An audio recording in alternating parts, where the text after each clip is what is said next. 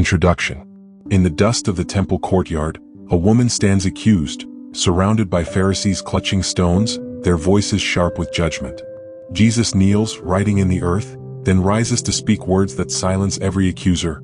Let those with no sin cast the first stone. This moment reveals the collision of law and mercy, sin and forgiveness, human pride and divine compassion. The scene unfolds through 5 essential elements: the woman's shame, the Pharisees' accusation, Jesus' calm authority, the writing in the dust, and the revelation of grace, a turning point where justice meets love and every heart is exposed before truth.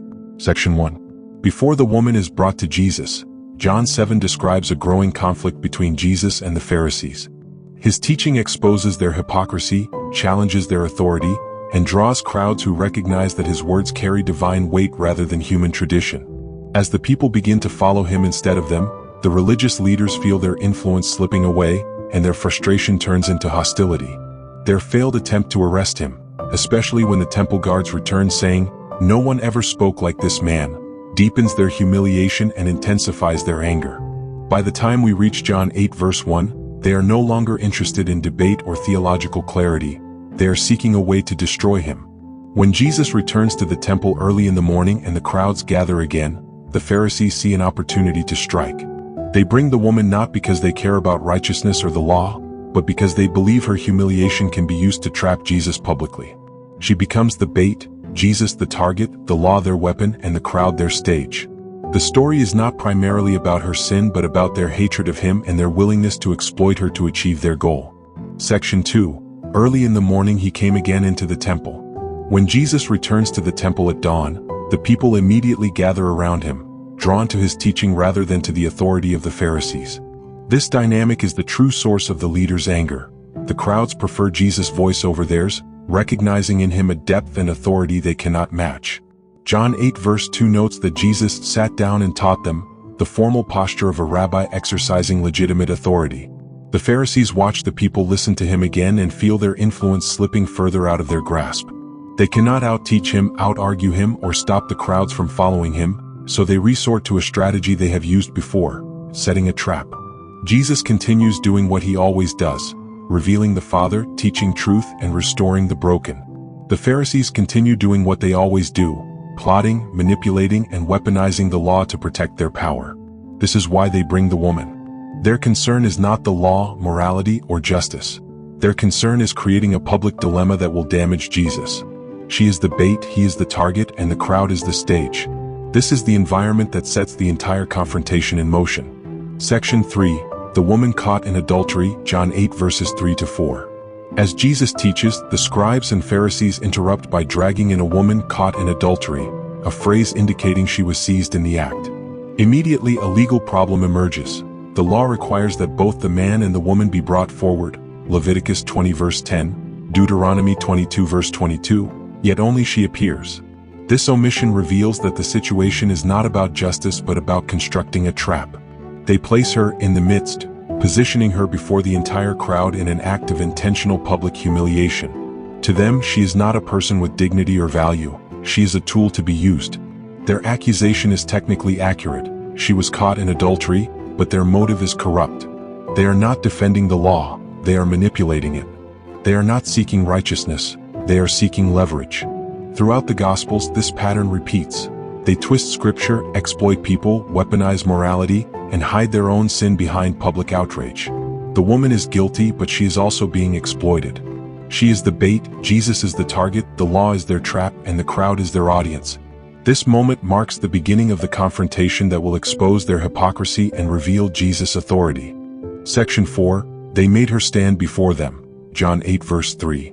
When the Pharisees bring the woman to Jesus, they do not simply present a case. They deliberately place her in the center of the crowd, turning her into a public display meant to shame and humiliate her. John 8 verse 3 states that they made her stand before them, indicating intentional positioning designed to strip her of dignity and reduce her to an object lesson. In their eyes, she is not a person with value, history, or hope. She is merely a tool to advance their agenda. This act reveals the nature of self-righteousness, which magnifies another person's sin while remaining blind to its own. The Pharisees believe that exposing her elevates them, but in reality, it exposes their spiritual emptiness. This same dynamic appears today in the culture of online shaming, where a person's worst moment becomes viral entertainment and where judgment is delivered instantly and without compassion. People are quick to accuse, mock, and condemn, yet slow to understand or show mercy. What the Pharisees did in the temple courts mirrors what many do on the internet, turning a human being into content. They believe they are defending morality, but they are feeding pride. Jesus, however, refuses to let their cruelty define her story. Section 5. The double-edged trap. After placing the woman before the crowd, the Pharisees present Jesus with a calculated challenge. Moses commanded us to stone such women. What do you say? This is not a sincere inquiry but a legal trap designed to force Jesus into a position where any answer can be used against him. If he affirms stoning, they can accuse him of violating Roman law, since Rome prohibited the Jews from carrying out executions. John 18 verse 31. If he rejects stoning, they can accuse him of contradicting Moses, since passages like Leviticus 20 verse 10 and Deuteronomy 22 verse 22 prescribe death for adultery. Either response, affirming or denying, creates grounds for public accusation. John makes this clear when he writes that they said this to test him, that they might have something to accuse him. Their concern is not justice, holiness, or the law. Their concern is trapping Jesus in a public dilemma.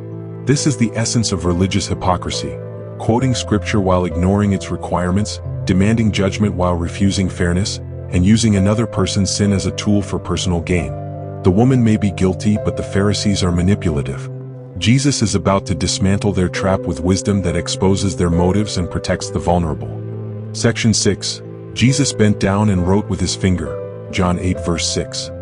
When the Pharisees demand an immediate ruling and the crowd watches the woman tremble in fear, Jesus responds in a way that appears passive but is actually one of the most theologically significant actions in the passage. He bends down and writes on the ground with his finger. This gesture is not hesitation. It is a deliberate act that recalls the foundational moments of Israel's history. Scripture repeatedly associates the finger of God with the giving of the law. Exodus 31 verse 18 and Deuteronomy 9 verse 10 both emphasize that God himself wrote the commandments with his finger. By writing in the dust, Jesus signals that the true author of the law is present, that he possesses full authority to interpret it, and that he will judge its misuse. His action quietly asserts divine identity. The one writing in the dust is the same one who wrote on Sinai. At the same time, his writing exposes the hollowness of their accusation, because Deuteronomy 22 verse 22 requires both the man and the woman to be brought forward, yet the man is conspicuously absent. Their selective application of scripture reveals manipulation, not justice. Jesus' silence is not indecision but divine patience. By slowing the moment down, he disrupts their pressure, forces them to confront their motives, and takes control of the situation. As he stoops to write, he reveals himself as the true judge, turning their attempted trap into the means by which their own corruption will be exposed. Section 7. They kept pressing him. John 8 verse 7. The Pharisees continue pressing Jesus for an immediate ruling, not because they care about justice or the law, but because they are determined to force a situation that will either justify executing the woman or provide grounds to accuse Jesus himself. Their persistence reveals a deeper hostility. They are driven by a desire to destroy, not to uphold righteousness. This moment foreshadows what John later states explicitly, that from this point forward they began plotting his death. John 11 verse 53. 1. Their rage is not holy, it is personal. The woman has done nothing to them, yet they behave as though her sin entitles them to punish and condemn her. Self-righteousness always seeks a target, because focusing on another person's failure allows it to avoid confronting its own. 2. Their use of the law is corrupt. Deuteronomy 22 verse 22 requires both the man and the woman to be brought forward, yet the man is conspicuously absent. Their goal is not obedience to Moses but manipulation of Moses. 3. Their sense of justice is distorted. Shallow justice. They treat her sin as a personal offense and equate justice with exposure and punishment, ignoring that biblical justice aims at truth and restoration. 4. Their true target is Jesus. Trap Jesus. Their pressure has nothing to do with the woman's spiritual condition. It is an attempt to trap Jesus. He sees their motives clearly, and the trap they designed for him will soon expose them instead. Section 8. Let him who is without sin cast the first stone. John 8 verse 7. As the Pharisees continue pressing Jesus and the tension in the crowd rises, he responds with a single sentence that dismantles their entire strategy. Let him who is without sin among you be the first to throw a stone at her. This is not leniency but a precise application of the law, because Deuteronomy 17 verse 7 required the actual witnesses, the ones who saw the act and testified truthfully, to cast the first stone. These men are not witnesses, they are conspirators using the law as a weapon while violating it themselves. With one statement, Jesus exposes their hypocrisy, revealing that their motives are rooted not in justice but in pride, revenge, and selective morality. He forces them to confront their own guilt before they can presume to judge hers, reminding them of God's declaration in Deuteronomy 32 verse 35 that vengeance belongs to the Lord, not to self-appointed executioners. In that moment the courtroom reverses. The accusers become the accused, their stones suddenly feel heavier, and their supposed righteousness collapses under the weight of their own conscience. Jesus' words function not as a loophole but as a mirror, revealing that the law they quote is the law they break, and the holiness they claim is the holiness they lack. Section 9, He wrote again on the ground, John 8 verse 8. When Jesus bends down a second time and writes again on the ground, this detail is far more than a narrative pause. It is a deliberate act loaded with theological meaning.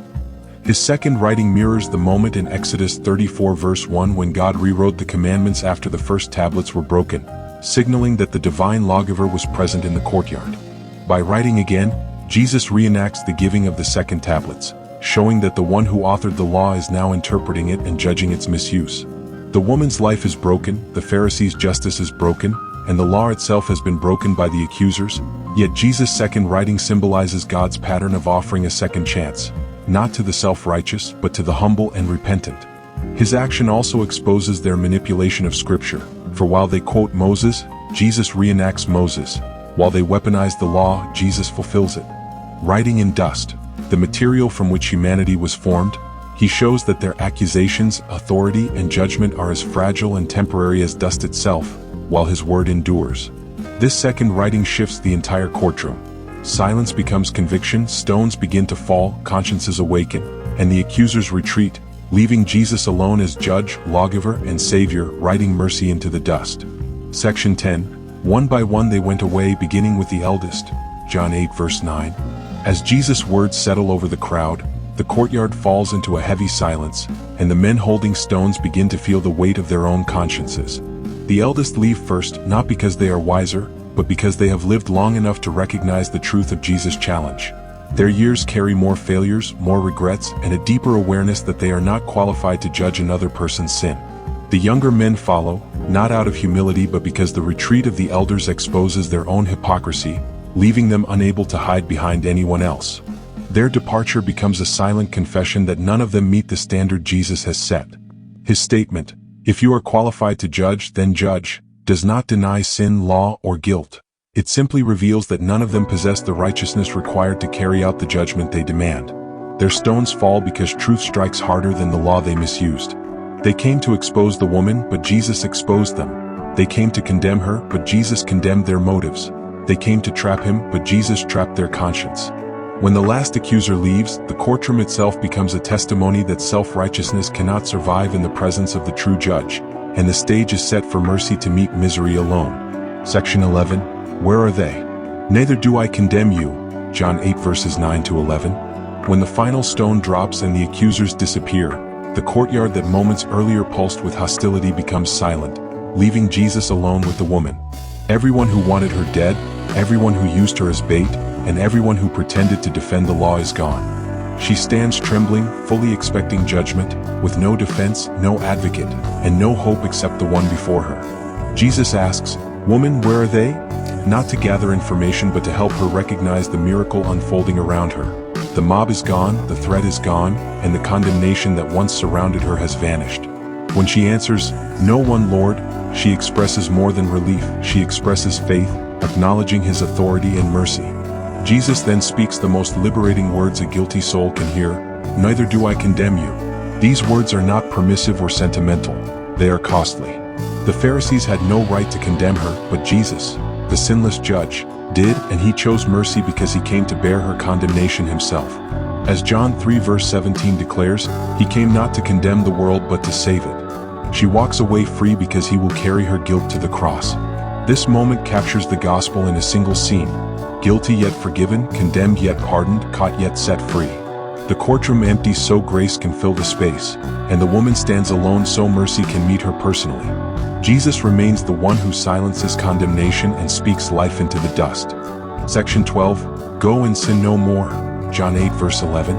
After Jesus declares, "Neither do I condemn you," he immediately follows with the command, "Go and sin no more," showing that mercy is not the conclusion of the story but the beginning of a transformed life. His words release the woman from the accusations surrounding her, from the shame of her past, and from the identity others forced upon her, demonstrating that grace does not immobilize a person but propels them toward a new future. When Jesus tells her to sin no more, he is not minimizing sin or redefining it according to cultural preferences. He is calling her to abandon the destructive patterns that were destroying her life. This is not legalism but liberation, because he is rescuing her from bondage, healing what shame has broken, and restoring the dignity that sin and public humiliation attempted to erase. His command also confronts modern distortions of grace, where forgiveness is often treated as permission and personal desire is elevated above Scripture. Our culture frequently turns lust into identity, rebellion into authenticity, and forgiveness into approval, but Jesus makes clear that mercy never affirms sin. It heals, redirects, and transforms. He frees us not to continue sinning but to walk in the light of a new identity. This moment reveals the gospel pattern. No condemnation first, new creation second. She walks away forgiven because he is merciful, changed because he is Savior, and free because he will carry her judgment on himself, making her transformation possible. Section 13. The final meaning. The story of the woman caught in adultery is more than a historical incident. It is a vivid display of the gospel, where holiness and mercy meet in the person of Jesus. Every part of the narrative reveals that he alone has the authority to judge and he alone chooses to save. Jesus fulfills the law by applying it perfectly, exposing the Pharisees' misuse of Scripture and revealing himself as the true author behind Moses' words. He exposes hypocrisy by turning their accusations back onto their own consciences, causing their false righteousness to collapse and their stones to fall. He protects the sinner by standing between her and death, silencing every voice of condemnation, and defending her dignity without denying her guilt. He transforms the sinner by calling her to a new life with the command, "Go and sin no more," showing that grace is never permission but the power to change. He reveals the gospel pattern. No condemnation first, new creation second, because transformation flows from mercy, not merit. This story also reveals us, guilty like the woman, self-righteous like the Pharisees, and easily swayed like the crowd. Yet Jesus remains the defender, judge, savior, and redeemer who can say, "Neither do I condemn you," because he was on his way to bear the condemnation himself. Her freedom cost him everything, and her pardon required his punishment. This is the gospel. The judge becomes the savior, the guilty go free, and mercy triumphs over judgment. Conclusion. In the end, the story of the woman caught in adultery is not merely about a single act of sin, nor is it a debate about legal technicalities. It is a revelation of who Jesus truly is and how he confronts human brokenness. The Pharisees come with accusation, the woman stands in shame, and the crowd watches in tension. Yet Jesus responds with a wisdom that exposes corruption and a mercy that restores dignity. His challenge, "Let the one without sin cast the first stone," forces every heart to face its own truth. Stones drop. Accusers leave. And the woman remains standing before the only one who has the right to judge her, and he chooses to forgive. This moment reveals the heart of the gospel. Justice and mercy are not opposites in Jesus. They meet perfectly in him. The law is upheld, hypocrisy is exposed, and grace is extended. What began as a trap becomes a lesson for every generation. We are all sinners in need of mercy, and only Christ has the authority to condemn, yet he offers restoration instead. In this encounter, we see not only the woman's story, but our own, and we hear the same invitation: to step out of darkness, to leave our old life behind, and to walk forward in the freedom of his grace.